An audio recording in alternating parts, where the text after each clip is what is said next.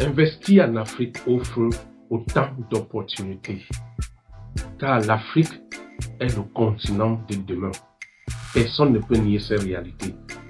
Déjà, nous savons que l'Afrique seule détient plus d'un tiers des ressources naturelles mondiaux. L'Afrique est une terre de l'agriculture. L'Afrique est un terre où chacun peut trouver son compte.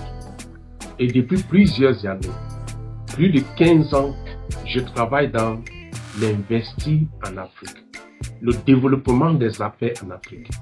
Mais très souvent, je peux vous dire, ceux qui viennent pour investir en Afrique, que ce soit les non-africains ou bien les Africains de la diaspora, et même les Africains qui résident eux-mêmes en Afrique, commettent souvent certaines erreurs qui peuvent faire à ce que certaines personnes pensent que investir en Afrique n'est pas une bonne chose.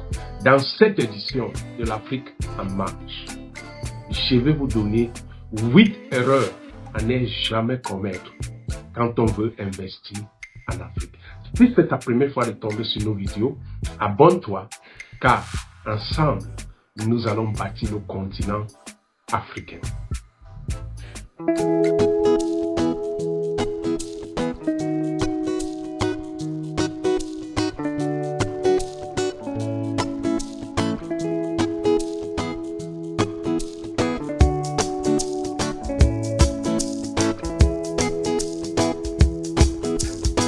Bonjour à tous et bienvenue dans cette édition de l'Afrique en marche. Dans cette édition de l'Afrique en marche, nous allons parler de quelles sont les erreurs à ne jamais commettre quand on veut investir en Afrique. Et dans cette édition, je vais vous donner 8 erreurs. Je vais commencer et la dernière erreur, c'est souvent la Coupe du Monde. C'est souvent, c'est souvent le climat.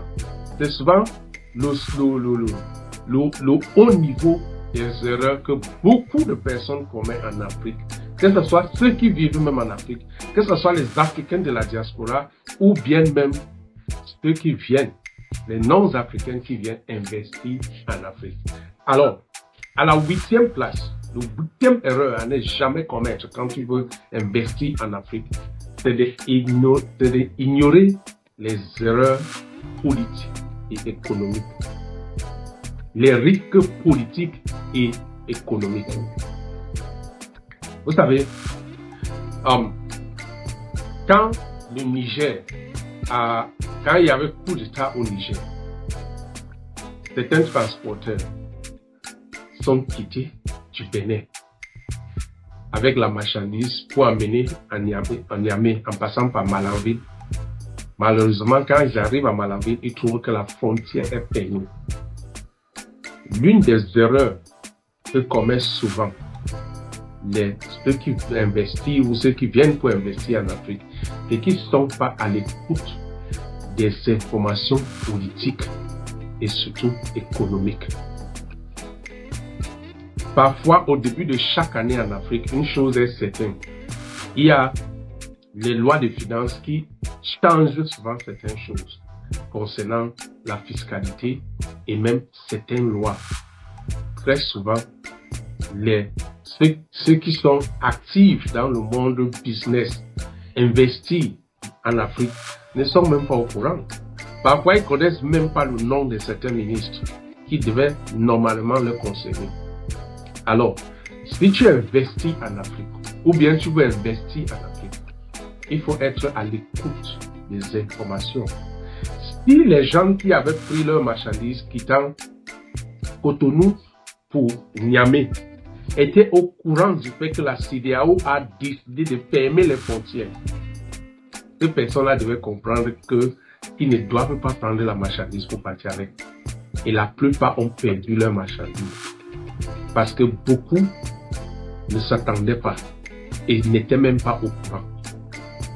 Alors, c'est toujours important de ne pas ignorer les risques politiques et économiques. Par exemple, actuellement dans certains pays en Afrique, j'ai fait toute une vidéo ici où j'ai parlé des pays où il y aura les élections, c'est 2025. Vous pouvez regarder ces vidéos. dans cette chaîne, où j'avais mentionné par exemple les pays comme la Côte d'Ivoire, les pays comme le Cameroun et même le Gabon. Dans ce pays-là, on n'est pas sûr des changements qui peuvent arriver. Donc, toi qui veux peut-être investir dans ce pays où il y aura les élections, tu dois d'abord te calmer et observer et être à l'écoute pour voir comment les choses vont évoluer avant que tu t'embarques. Mais si tu fais cette erreur et que les élections viennent avec l'instabilité, ça va t'affecter dans ton activité. Et tu seras la première personne à dire l'Afrique n'est pas un terre d'opportunité. Alors que c'est toi-même, parce que tu n'es pas à l'écoute des risques économiques et politiques et savoir comment prendre des mesures pour que, même s'il y a quelque chose qui concerne la politique, que ça n'affecte pas ton activité, tu vas dire que c'est l'Afrique. C'est pas l'Afrique, c'est toi. Parce que c'est toi qui n'es pas à l'écoute. Parce que certains hommes d'affaires pensent que la politique ne les concerne pas. Ils oublient que le business dans chaque pays est dirigé par les politiciens. Et l'Afrique peut bien avancer si les économistes, les hommes d'affaires décident de s'impliquer dans la politique pour faire passer de très bonnes lois. Mais malheureusement, en Afrique, des hommes d'affaires disent qu'ils ne sont pas des politiciens. Je ne fais pas la politique. Je ne fais pas la politique sans oublier le fait que dans la politique, c'est un couteau à double tranchant. Si tu ne fais pas la politique va te faire. C'est une vérité. Donc, vaut mieux faire la politique. Au moins, être à l'écoute des informations, savoir analyser ces informations sur comment ça peut affecter ton activité ou pas. À la 7e place, les amis, négliger la conformité réglementaire et fiscale. Négliger la conformité réglementaire et fiscale. En Afrique, c'est très banal, très banal de voir que les gens s'en foutent de la conformité. Surtout dans un domaine où je suis impliqué depuis plus de 10 ans aujourd'hui, le domaine du Made in Africa. Vous trouvez quelqu'un qui vous dit il a un produit et quand vous lui demandez la conformité, il ne connaît même pas de quoi on parle. Il ne sait même pas que pour qu'on commercialise un produit sur le marché, ce produit doit être conforme et que la conformité dans chaque pays est régulée par un organe. Ça, ils ne savent pas. N'en parlant même pas de loi fiscale. Beaucoup de ceux qui viennent pour investir en Afrique regardent seulement le côté gain, ce qui va gagner. Et parfois, ils sont tellement pressés qu'ils ne prennent pas le temps pour avoir toutes ces informations qui peuvent les aider à mieux développer leur projet ou à mieux faire pour s'en sortir. L'Afrique reste l'Afrique. Mais pour que tu réussisses en Afrique, tu dois faire comme les Africains le font. C'est ça. Tu ne peux pas imposer ton système. La conformité est très importante. Et si tu négliges la conformité, tu ne peux pas s'en sortir. Donc, il faut toujours ne négliger pas la conformité réglementaire et fiscale. C'est très important. 6e erreur, à ne jamais commettre. Sous-estimer les défis logistiques et infrastructurels. Vous savez, une fois quand j'étais en N'Djamena, je voulais aller au Nigeria. Et puis, un de mes partenaires a dit, mais écoute, prends un avion de N'Djamena et puis tu tombes à Lagos. J'ai dit non, je vais passer par la route. Beaucoup de personnes qui veulent venir investir en Afrique, parfois n'ont même pas la réalité du terrain. Parce qu'ils prennent les avions d'une capitale à un autre et pensent que c'est comme ça l'Afrique. Ils oublient que l'Afrique a des défis logistiques et infrastructurels. Que ce n'est pas la même façon que tu prends l'avion de Paris à Yaoundé, Paris à Cotonou, Paris à Lagos, que tu peux prendre avion de Cotonou à Parakou ou bien de Cotonou à Nati-Tengu. Mais ils ne vont pas prendre ces réalités. Parfois, ils développent les projets que quand toi-même tu regardes ce projet, tu comprends que non, ça ne peut pas être réalisable. Juste parce que cette personne ne maîtrise pas cette réalité logistique et infrastructurelle. Nous savons très bien qu'en Afrique, nous sommes encore derrière en ce qui concerne l'infrastructure. Donc, quand tu veux venir investir en Afrique, prends ça en considération. Si tu sais que l'Afrique n'a pas de bonnes routes, tu sauras quelle voiture acheter. Il y a des gens qui ont acheté des voitures pour amener ici pour leur projet. Ça n'a même pas fait quelque chose parce qu'ils n'ont pas pris cela en considération. Donc, c'est très, très important. Maintenant, à la 5e place, 5e erreur à ne jamais commettre. Omettre la diversification des investissements. L'Afrique est très complexe, chers amis, ce que je vous dis.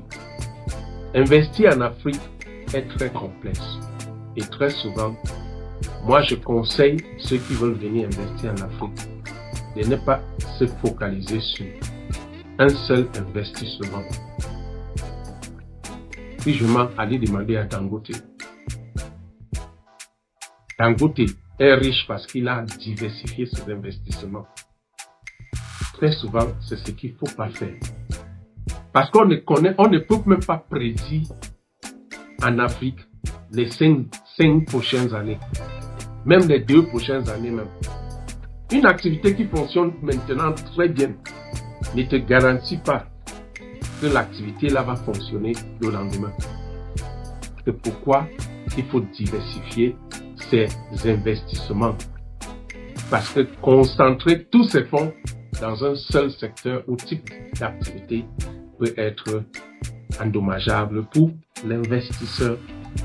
Maintenant, 4e erreur à ne pas commettre, c'est de supposer ou bien de penser que tout fonctionne numériquement. Ça vient surtout dans le contexte du marketing. Vous savez, on voulait lancer un projet, un produit au Nigeria. Et puis, c'était une entreprise anglaise qui a sollicité mon agence de marketing au Nigeria. Et quand je les ai dit, on va faire le marketing porte-à-porte. Ouais, ils ont dit, mais on n'a pas besoin. Il y a les réseaux sociaux, il y a l'Internet. Avec l'Internet, aujourd'hui, on peut. Je les ai dit, non, l'Afrique est différente. L'Afrique est différente. Et c'est l'erreur que les gens font souvent. Les gens pensent que tout fonctionne numériquement en Afrique. Mais il y a une réalité. Si tu es un entrepreneur en Afrique, tu dois me comprendre. Il y a même des personnes à qui, jusqu'aujourd'hui, quand tu écris un email, il faut l'appeler au téléphone pour lui dire que j'ai envoyé un mail. Sinon, il ne va pas regarder. Et c'est ça la réalité de l'Afrique. Parce que l'Afrique fonctionne encore avec une persona. C'est-à-dire les actions personnelles, man to man, homme à homme. C'est très facile à comprendre cela. Tu peux utiliser l'Internet, tu peux faire tout, tu peux même avoir les informations. Moi, par exemple, j'ai travaillé où je pense que les répertoires numériques pouvaient m'aider à identifier certaines personnes clés sur le terrain, mais j'ai perdu le temps. Parce que la plupart du temps, ceux qui sont sur l'Internet ne sont pas les personnes sérieuses. Surtout dans le domaine import-export et dans le domaine agribusiness. Vous n'allez pas les trouver en ligne. Donc, il faut être sur le terrain. Il faut tremper sous la boue pour pouvoir identifier ce genre-là. Et si vous ne le faites pas, vous allez peut-être penser que, oh, l'Afrique, c'est grave. Hein?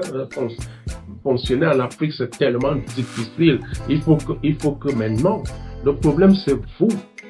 Vous commettez des erreurs et ces erreurs peuvent être corrigées. Alors, c'est très important. Ne supposez pas que tout fonctionne numériquement en Afrique. Parce que la couverture numérique en Afrique est encore très réduite. Même en faisant des études du marché, parfois on a des difficultés. Donc c'est très important de comprendre cela. Et ne pensez pas que c'est l'Afrique. Alors, avant que je tombe sur la troisième erreur, si tu aimes cette vidéo, abonne-toi et dis-nous ce que tu penses. S'il y a d'autres erreurs que nous n'avons pas touchées ici, tu peux mettre en commentaire parce que c'est ensemble qu'on peut se développer. On a besoin des uns et des autres. Nous n'avons pas le monopole de savoir. Si ces erreurs, nous touchons ces erreurs, c'est surtout parce que personnellement, j'ai l'expérience dans la matière et je pense que je peux le souligner ici. Ça peut aider quelqu'un. Mais si toi aussi tu penses qu'il y a d'autres erreurs que tu peux aussi apporter, pourquoi ne pas le faire? Ok. Troisième erreur à ne pas commettre quand on veut investir en Afrique, c'est ignorer l'importance de partenaires locaux. Les partenariats locaux sont très importants en Afrique. Et parfois, ces partenariats locaux, c'est ça qui font la force de la réussite en Afrique. Surtout, certaines entreprises partenaires qui font déjà certaines choses qui peuvent vous aider à vous développer. Par exemple, si je veux me lancer aujourd'hui en quelque chose qui concerne l'énergie solaire, la première chose que je dois savoir, c'est que l'énergie solaire fonctionne pour les maisons. Donc, je peux ficeler des partenariats avec les entreprises de BTP, puisque les entreprises de BTP sont en contact direct avec des propriétaires de maisons. Nous savons très bien que si quand quelqu'un veut construire sa maison, la première chose qu'il va penser, ce n'est pas l'énergie solaire, c'est l'entreprise de BTP. Et si l'entreprise de BTP le parle de ton énergie solaire, tu as plus de chances d'être écouté que si c'est toi-même qui parlais. Mais parfois, on oublie que le business, ce n'est pas être devant. Le business, c'est mettre ton produit, ton service devant. Et si tu peux passer par des partenariats pour réussir cette mission, c'est aussi important. Il ne faut pas toujours qu'on pense que non, il faut qu'on me voie, je dois être, non, ça ne va pas donner. Donc, les partenariats locaux sont très importants.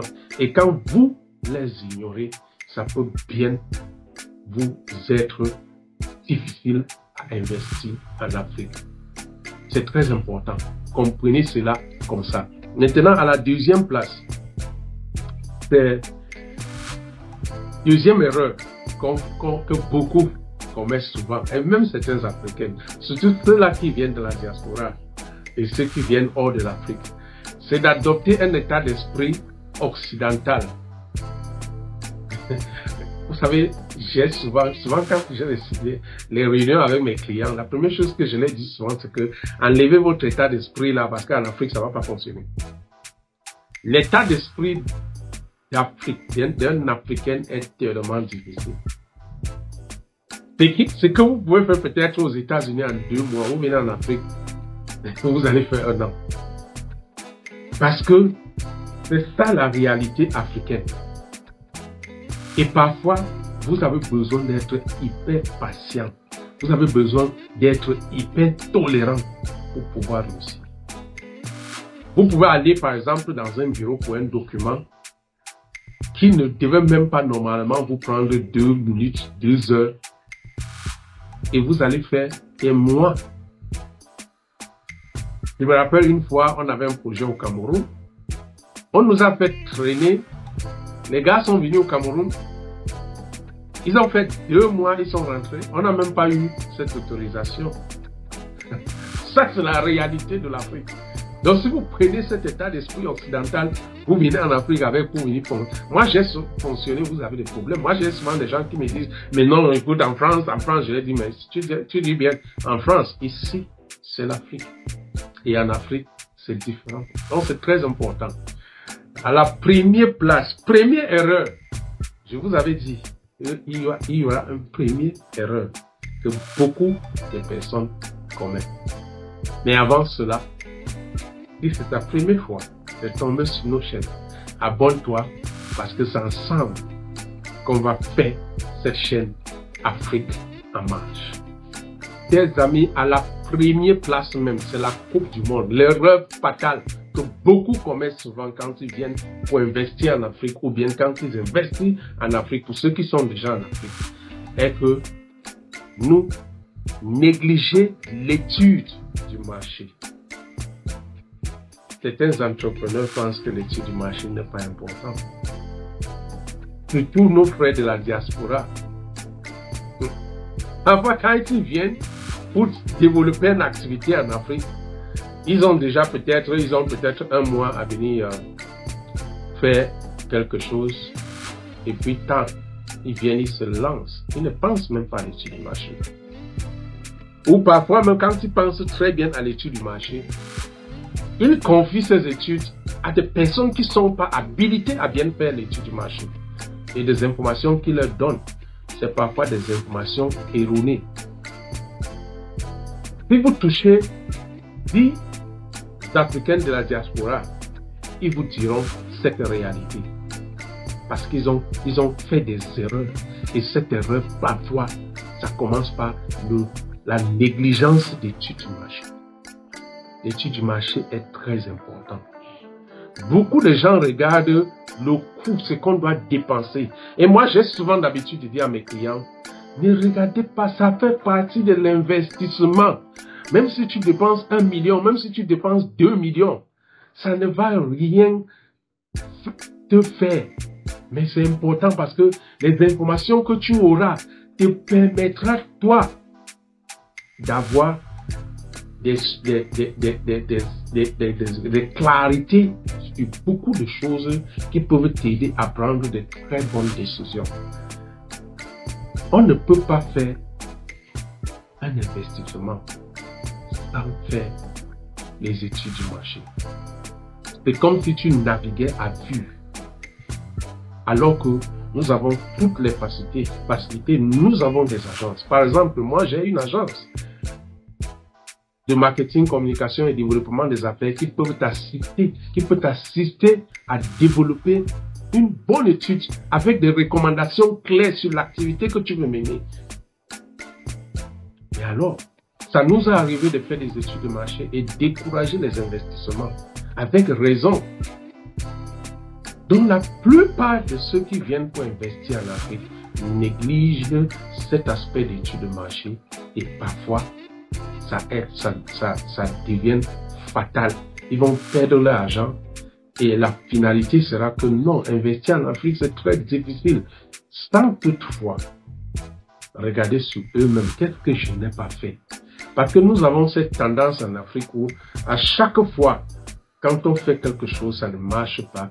Au lieu de nous regarder nous-mêmes et penser à changer de cap, non, on continue seulement à blâmer l'environnement. Mais il y a une chose qui est vraie. Tu peux changer, mais l'environnement ne peut pas changer.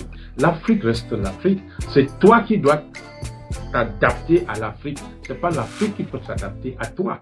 Parce que c'est Dieu seul qui est le maître du continent africain. C'est pas toi. Alors, chers amis, voici pour vous les 8 erreurs à ne pas commettre quand on veut investir en Afrique. Que tu sois en Afrique ou que tu ne sois pas en Afrique et que tu veux investir en Afrique, évitez ces erreurs, ça peut vous aider. Vous pouvez aussi partager vos avis en commentaire pour ceux qui pensent que je n'ai pas touché certaines erreurs ici. Parce que les gens qui vont regarder cette vidéo peuvent aussi regarder les commentaires pour comprendre et éviter certaines erreurs. Mais si tu veux aussi investir en Afrique, si tu n'es pas en Afrique, si tu es un Africain de la diaspora, c'est le bon moment aussi, pourquoi pas, de nous contacter, de nous dire en commentaire. Et moi et mon équipe, nous pourrons t'assister pour te permettre de réussir ton investissement en Afrique. Mais comprenez une chose, l'Afrique reste une terre d'opportunité pour tous. Et c'est très vrai. Si tu as aimé cette émission, abonne-toi et continue à nous suivre pour d'autres vidéos dans notre chaîne Afrique en marche.